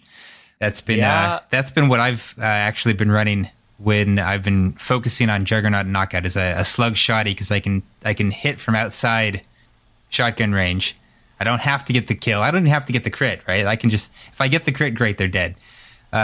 And then I shoulder charge and I just zoom forward. And if I don't get the kill, then I shoulder charge and I kill them, and I get melee and I get amped.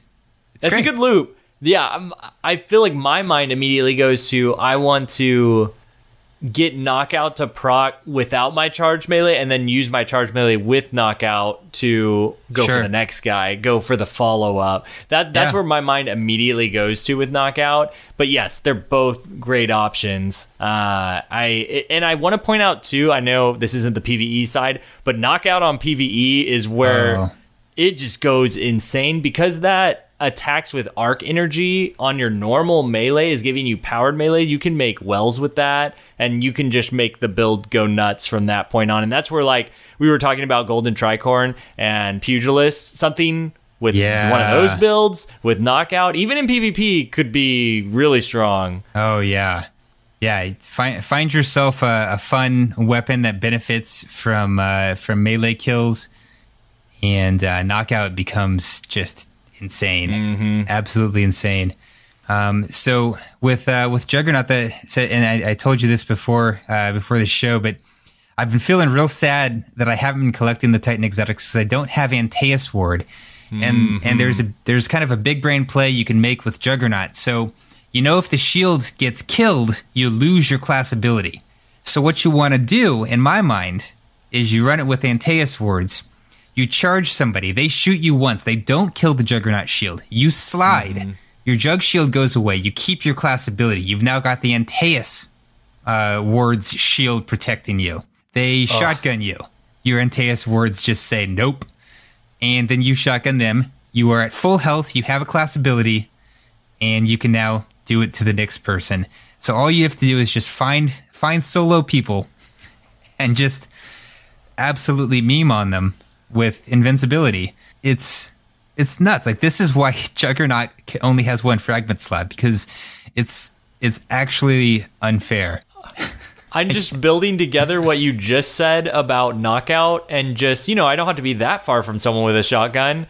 I just do this and then thunderclap him. I'm like, okay, Juggernaut, knockout, thunderclap, you run in, you got your Juggernaut shield, you slide, they try to shoot at you, your Juggernaut shield goes away, or you get rid of it beforehand, you Antaeus Wards, you're still out of range, but you shock at them, you just tickle them a little bit, and then you thunderclap them, like, from that far away, it doesn't matter.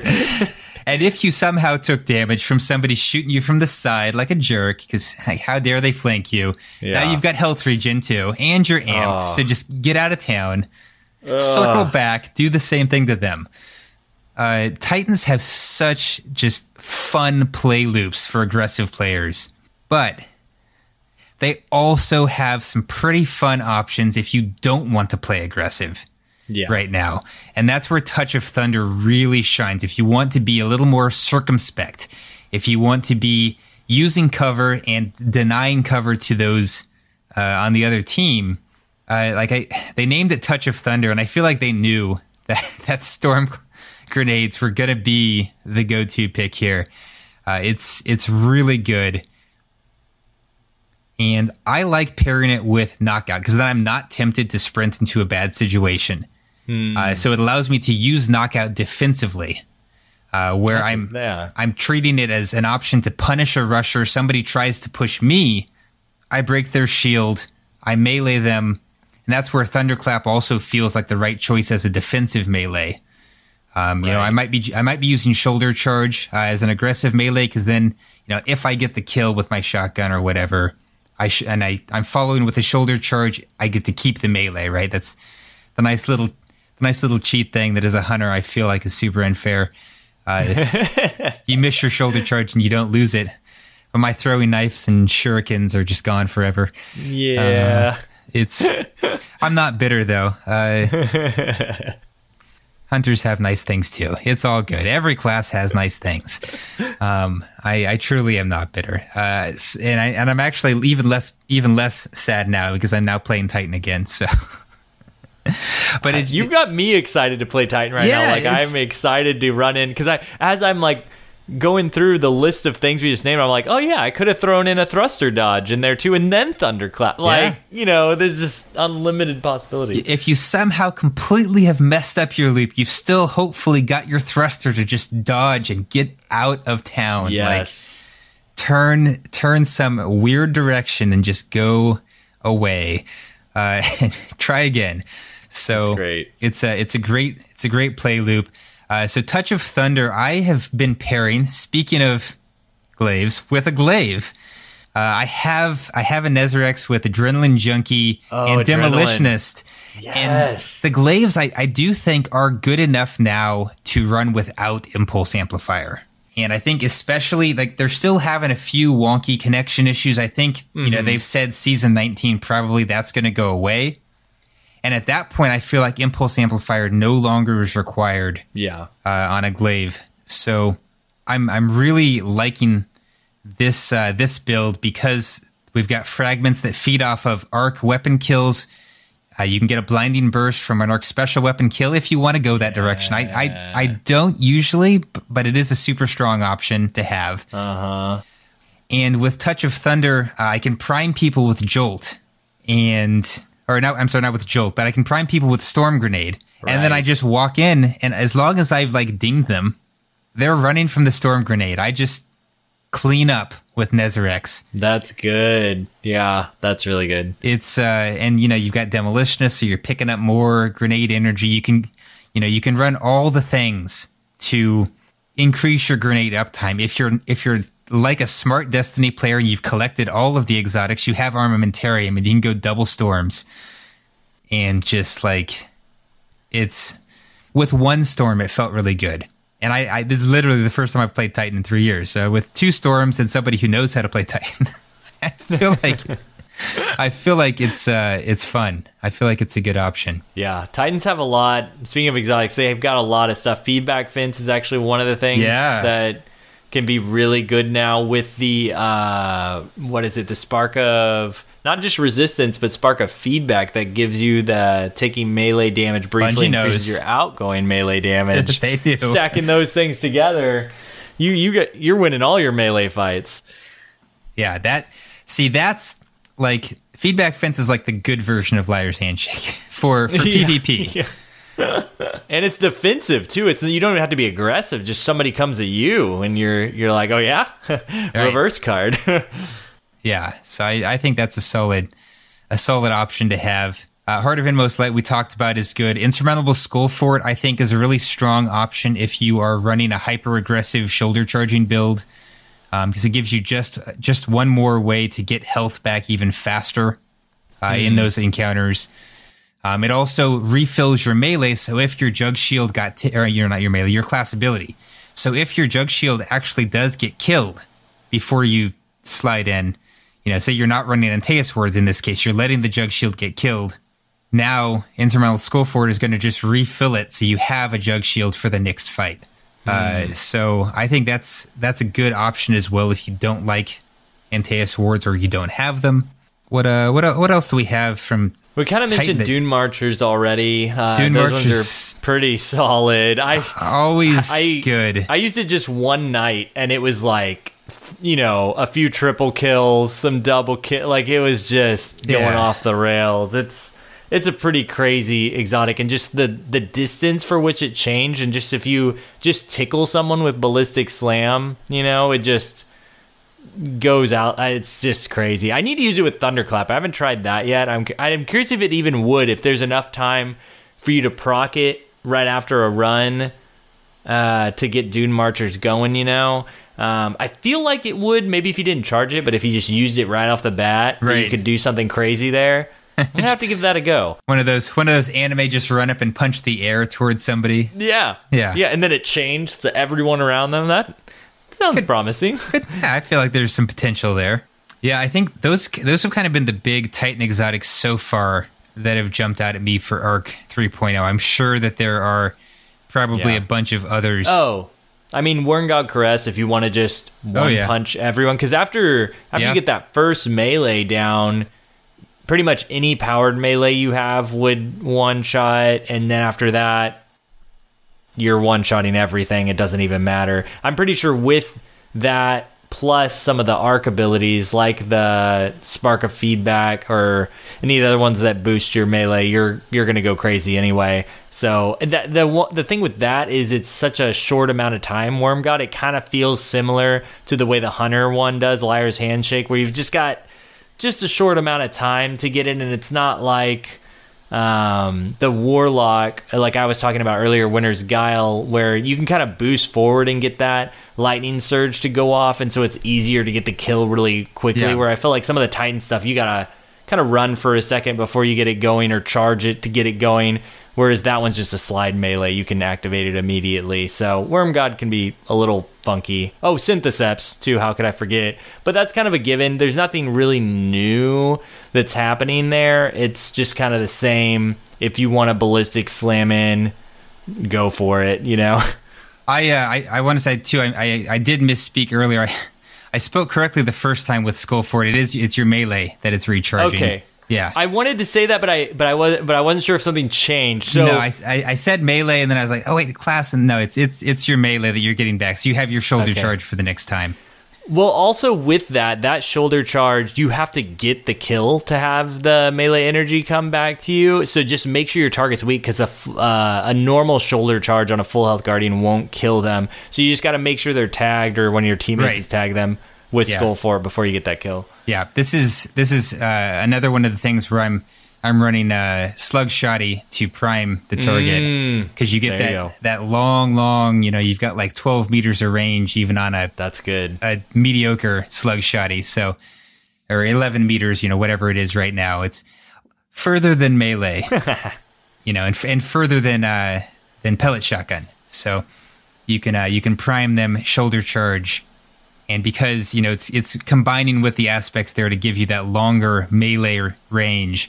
So you're coming at them from outside pellet range, unless they're running an aggressive and they're just super on target. Yeah, you got pretty good odds. So, well, let's talk about the sparks real quick here.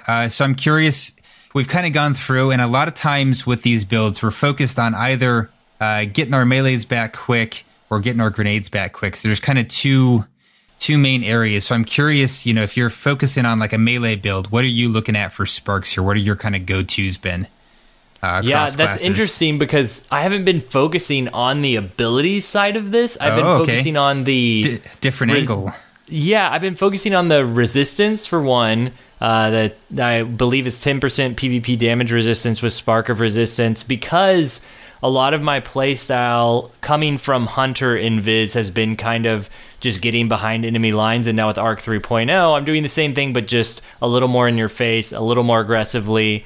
Whether you're blinking in as a Hunter or you're just rushing in as a Titan, getting that extra damage resistance can help. And it's pretty crazy that it procs by only 2 enemies being within 15 meters. That feels pretty generous to just get a 10% PvP damage resistance. I felt like you getting plus 10 strength with it was kind of crazy. I thought it was going to be a negative thing associated with such a great buff. But it's just, here you go. Yeah, they're really encouraging that aggressive playstyle here. So it's stuff like that I'm that and Spark of Feedback that's, increasing my actual melee ability. Those are the kind of things that I've been going for just at base, like approaching Arc 3.0. As I get further into it, I definitely want to dive more into the recharging of your abilities, or the increasing. There's 2 of them in here that are going to increase our grenade abilities that we should definitely take a look at. So I guess we can go down the list here and just kind of talk about each of them and the scenarios. And I know we're running a little bit toward the long end. After we thought this wasn't going to be a super long episode. I know. So we'll try to kind of speed run the fragments here. So Spark of Amplitude, rapidly defeating targets while you are amplified, creates an orb of power. There's an 8-second cooldown between orbs of power. I have not used this in PvP once. No. I'll pass the. Let's just go back and forth here. You want to do Spark of Beacons? Sure. My list is a different. I've got them in different order, so this is great. But I know I got beacons. So Spark of Beacons, when you're amplified, your arc special weapon final blows create a blinding explosion. And I actually see myself using this one a lot once I nail down the specifics of my build. I think it's one of those ones that I'm only going to add in once I have the rest of the build kind of nailed down, and I have my arc special weapon, which I do have Midas Reckoning, which is a new arc fusion from King's Fall, so this could very well fall into my list, or Nezarec Sin, and there's all sorts of arc weapons we're using to get amplified right now. So this definitely seems like one I'm going to throw on top. But I'm experimenting with everything so much now that I'm like, okay, I know that's going to be a bonus. I'm going to save it for later. But once I do get it, I'm definitely going to nail this in and make it a part of my build. Yeah, this one for me has felt like a PvE option to a certain extent. I feel like I'll say that outside of Warlock, because Warlocks can amplify on demand. So that's the only area where I've taken Spark of Beacons and been like, yeah, I see how this makes sense in PvP. Right. Because I can intentionally control when I amplify. And I'm like, okay, I've got radar. There's a bunch of enemies, in the next room. I'm going to amplify. I've got an Arc Soul now, right? And, it's because it's another getaway artist thing. So I eat the grenade to amplify on demand. I walk around the corner with an Arc Soul and a fusion rifle, and just blow up the room. Yes. That for me has been the one thing that has jumped out for Spark of Beacons. On Hunter and Titan, I just can't figure out how to use it yet. We're a week, 2 weeks in, so I feel like right. Let's see what pans out down the road, but. That's what has jumped out at me is Getaway Artist Warlock. Spark of Beacons, solid pick if you're running an arc special. Spark of Brilliance is next up. Defeating a blinded target with precision damage creates a blinding explosion. Also gives plus 10 intellect. For me, there's a reason they got to bribe you to use this one. It just... Yep. It's just like when PvE. You're going to throw a blinding nade in, it's got to be PvE. It's too much stacking. This is great, I think, if you're throwing the flashbangs in PvE. You blind a group, and then you shoot one of them, it reblinds the group. They just stay blind while you just pick them off. I guess, but... It would have to be a very big blinding explosion for me to want to run this. Yeah. So I guess I alphabetized these, so... there we go. Discharge is up next. Okay, so Spark of Discharge, Arc, Weapon, Final Blows have a chance to create Ionic Trace. I think this could be really good if you're maybe running an Ionic Trace Warlock build, but it also feels more PvE heavy. I could see a lot of people loving this in PvE. In PvP, I guess ability heavy stuff in general, it could be really useful, like you were saying. Yeah. But yeah, because Arc, Weapon, Final Blows, you don't have to be amplified. You just do it, get the traces. That sounds good for refilling your ammo, refilling your abilities really quickly. So I actually could see this one falling into a regular PvP rotation for me. This is actually the one that clued me in to run Electrostatic Mind. I'm Getaway Artist Warlock, man. That's all I can talk about, apparently. But Electrostatic Mind lets a Warlock get amplified from Ionic Traces. And so if you run, again, an arc weapon, whether it's a primary or a special, this becomes pretty well worth it. You're not using your melee a lot in that build. You're focused on getting your grenade back fast. The Ionic Traces feed into that. Arc weapon kills. Now you have to, you pair this with Spark of Beacons, right? You amplify yourself. You get an arc weapon kill. It creates a blinding explosion, maybe an Ionic Trace that further amplifies you. Like it's just a whole thing. This Arc Warlock with Getaway Artist is just a whole. Everything feeds the beast. And you could really use this even without you could use this without Getaway Artists with the Arc Warlock, just Electrostatic Mind. Absolutely. You get your Arc Weapon kill, you get that Ionic Trace come back to you, you're amplified, and now you're running Spark of Beacons too. We'll just see about the blinding explosion. I'm going to leave that one on the table till we see how big that blinding explosion is. We'll have to play around with that a little bit more. See if it's truly worth running or not. Spark of Feedback. Upon being physically struck by melee attack, this is the one you were talking about. This is another go-to fragment right now. You get a damage buff for about 5 seconds. The buff is not refreshable, so like you getting hit by 2 melees won't extend the duration. Probably you're dead in PvP, let's be real. Yeah. It also doesn't fully stack with 1-2 punch or Liar's Handshake. It gives about a 60% damage buff most of the time, but it seems like there are some pretty special circumstances that occasionally cause it to give less than 60%. Yeah. This is the one I was running with Lightning Surge to see if I could one-shot after being meleeed without using Winter's Guile. And I heard reports from other people that they were, but when I play tested it, I wasn't. But it could have just been because of the way the bolts from the Lightning Surge came out and just one of them didn't connect or something, because I was right on the guy. and not getting everything to connect. So it should, but it depends on a lot of factors. Like we were talking pre-show, like now we've got damage resist stuff. Maybe they're running Spark of Resistance. They had 10% PvP damage resistance when I did it. There's just all this different stuff unless you're in a very isolated environment testing these things, which we will all get to over time after the very initial week of Arc 3.0 coming out. Still trying to play the game a little bit. Yeah. But it's still Spark of Feedback, very interesting mechanic here. I tried to use it with glaives for a bit to see if I could get Spark of Feedback. Like I was trying to bait people into punching my shield basically, and then swapping to something else to use the powered melee. It was a little too many loops to jump through, and I think with this, the matchmaking we have now, people are like, yeah, that's a glaive shield, I'm out, peace.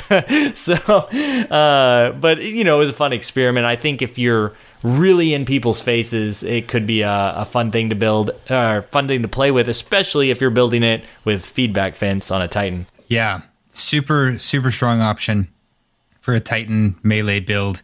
Also gives plus 10 resilience, which is good for everybody. Extra good for Titans. Yeah.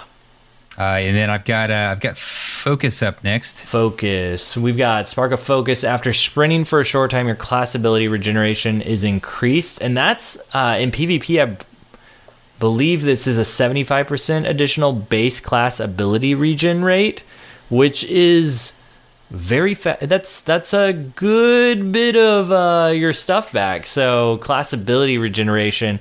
I feel like when I look at these sparks, I tend to lean towards the one that gives you your melee and grenade back when you're critically wounded. But also, the Spark of Frequency could be really good for Titans who are using their thrusters a lot. And you use it in, you run in, you got your Juggernaut shield maybe, you slide in, things didn't go well, you thrust out and you need to get out of there, you start running, you've got Spark of Frequency on. Focus on, and you're sprinting for a short time, your class ability regeneration starts increasing. Yeah. And that sounds like, something that could be really helpful.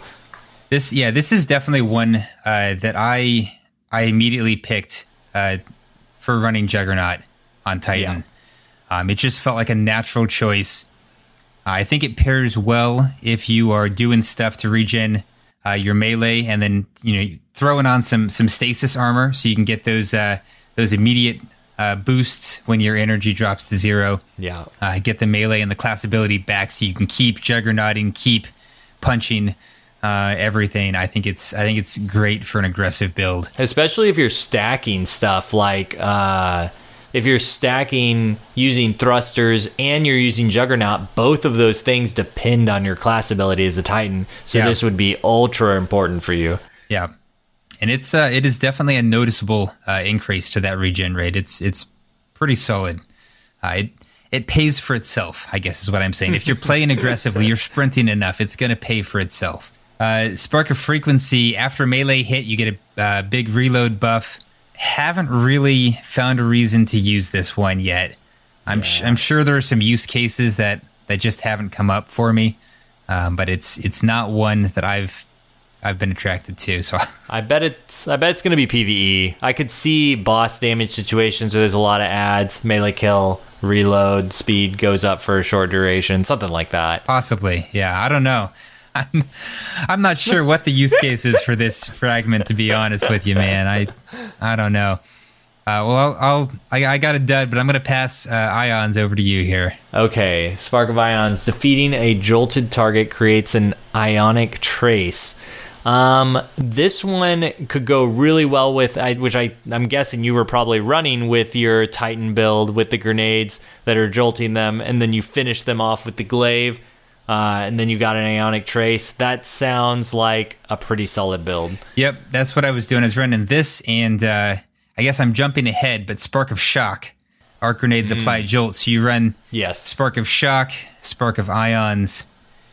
So your storm grenades are now chasing people, jolting them, and hopefully creating ionic traces for you when you then kill those enemies. And then you can stack on top of that Spark of Magnitude, which makes your lingering arc grenades last a little bit longer. Of course, so storm nades are going even longer. Of course. And then, so there's one we haven't got to, but we're just jumping around now. So let's just keep grabbing them. So the last one and this one I actually do on almost every build because it's so constantly good. Spark of Recharge. At critical health, you get a double. It's a 200% boost to ability regen for grenade and melee. It's massive. Yeah. It doesn't last very long. But if you think about it, in PvP, you are at critical health in almost every gunfight. Like, unless you completely get the drop or you're just doing stupid things with Jug Shields and Antaeus Wards, like, you're going critical all the time. So almost every build should have Spark of Recharge if you use your grenades and melees at all. And you should be. But yeah, so that kind of finishes off the grenade-heavy build for me. It's just all about constantly throwing more storms. Yeah. There's honestly a lot of, like, looking at everything as a whole in the Arc 3.0 fragment section for all these sparks, there's a lot of good stuff here. It's hard to choose between which of these I want to run, whereas I felt like Solar 3.0, I was a little more like, I could take or leave this or that.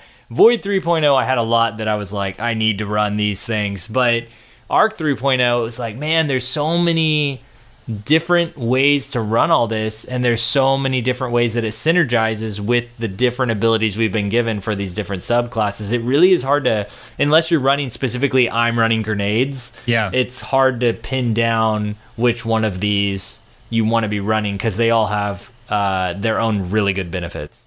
They do. I think there's two we haven't mentioned. Spark of Momentum, sliding over ammo, refreshes your weapon's magazine and grants a melee energy buff. If it's power ammo, you get a bigger boost to your melee energy. And then Spark of Volts, finishers grant amplified, also gives plus 10 recovery, which is about obviously the only reason in PvP to take it if you just need that recovery boost. Which I just want to say, pour one out for Inertia Override with Spark of Momentum. We used to have a 20% buff down to 15% buff, and now you get just your weapon reloaded and a small amount of melee energy. So sorry boys and girls and everyone running. They used to run an Inertia Override. It was fun while you had it, but now everybody gets a little bit of it with Spark of Momentum. Yeah. May the songs of angels and all that. Spark of Momentum is it's okay. I generally don't go for it, but it's like definitely in a melee build, like it's on my radar. Yeah, I'm looking at it and I'm like, maybe hasn't made the cut yet, but maybe it will. It's such a passive, like, you're always picking up ammo in PvP, might as well get an extra. If you have a melee focused build, it kind of feels like something you could make room for. Yeah. But like I said, there's a lot of good stuff here, and it's hard to give up that slot for something so minimal. Yeah. I think maybe running Warlock, I might take another look at it. With Titan, if you're trying to run Juggernaut, you've only got 3 fragment slots. Like, it's tough. You got to be brutal with those, with what you cut. So yeah, a little passive boost just doesn't do it for me right now. But I'll keep evaluating. Well, I think that's everything. Did we miss any important stuff from Arc 3.0?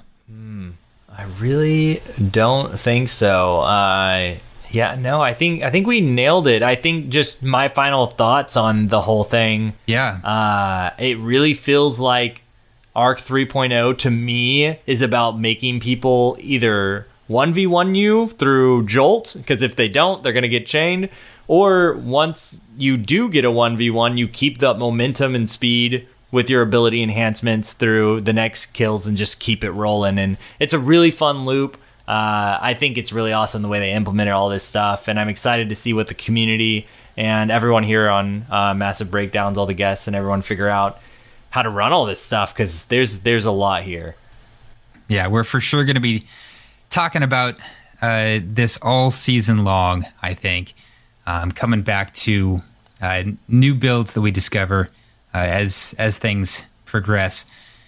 For me, Arc it really has been about like largely playing more aggressively and kind of embracing that aping playstyle. But I've definitely found some ways to use it that are much more controlled, and that I think, with time and practice, you can really make some conscious decisions about controlling your encounters and choosing when to not to take a fight, which as they say is often the better part of valor.